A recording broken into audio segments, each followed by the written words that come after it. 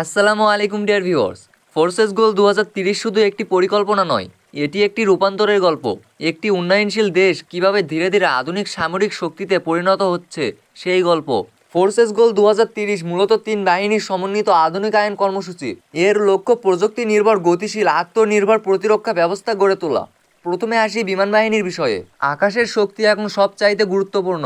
বাংলাদেশ ইতিমধ্যে চীন থেকে F-7 সিরিজের যুদ্ধবিমান নিয়েছে। ভবিষ্যতে চীনের আধুনিক মাল্টিরোল ফাইটার জেট যেমন চেন্ডু জে-10C নিয়ে আলোচনা চলছে। অন্যদিকে পাকিস্তানের JF-17 যুদ্ধবিমান নেওয়ারও আলোচনা চলছে। এটি একটি বহুমুখী কমব্যাট এয়ারক্রাফট যা আকাশ থেকে আকাশ এবং আকাশ থেকে ভূমিতে হামলা চালাতে সক্ষম। ইউরোপীয় বিকল্প হিসেবে আলোচনায় এসেছে ইউরোফাইটার টাইফুন, যা যুক্তরাজ্য এবং ইতালি, জার্মানি, স্পেন যৌথ প্রকল্প। এই যুদ্ধবিমানটি অনেক ব্যয়বহুল, তবুও উন্নত প্রযুক্তির কারণে আগ্রহ রয়েছে। ফোর্সেস গোল 2030-এর অধীনে কিছু দেশের অ্যাটাক হেলিকপ্টার নেওয়ারও কথা চলছে, যার তালিকার প্রথম অবস্থানে রয়েছে তুরস্কের T-129 অ্যাটাক হেলিকপ্টার। এবার আসা যাক স্থলবাহিনীর বিষয়ে। চীন থেকে বাংলাদেশ ইতিমধ্যে MBT-2000 প্রধান যুদ্ধ ট্যাঙ্ক সংগ্রহ করেছে। ভবিষ্যতে আরও আধুনিক ট্যাঙ্ক ও সাজোয়াজান যুক্ত হতে পারে। আর্টিলারি ক্ষেত্রে চীনের SH-15 ইতিমধ্যে যুক্ত হয়েছে।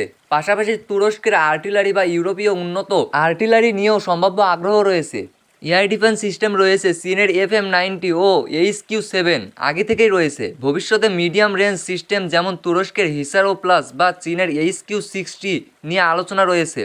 বিভিন্ন সামরিক বিশ্লেষণে নৌবাহিনীর দিকে তাকালে দেখা যায় বাংলাদেশ দুটি সাবমেরিন সংগ্রহ করেছে, যার মধ্যে রয়েছে টাইপ 035G।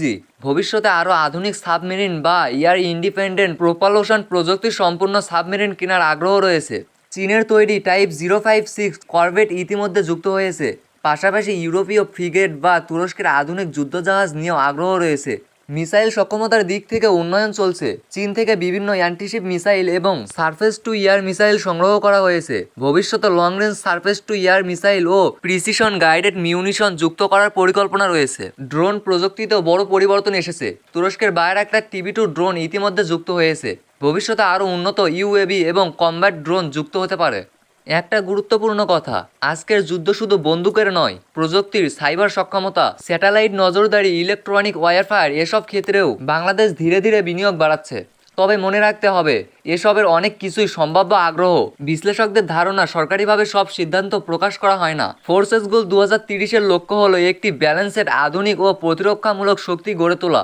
চীন, তুরস্ক, পাকিস্তান, রাশিয়া, ইউরোপ সব দিকেই কৌশলগত ভারসাম্য রেখে বাংলাদেশ তার ভবিষ্যৎ নিরাপত্তা নিশ্চিত করতে চায়। শেষে একটা কথাই বলা যায়, বাংলাদেশের শক্তি কারও বিরুদ্ধে নয়, বরং দেশের সার্বভৌমত্ব রক্ষার জন্য।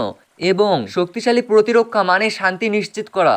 আর 2030 সালের মধ্যে আমরা একটি আরও আধুনিক, প্রযুক্তি নির্ভর ও আত্মবিশ্বাসী বাংলাদেশ দেখতে পারবো ইনশাআল্লাহ।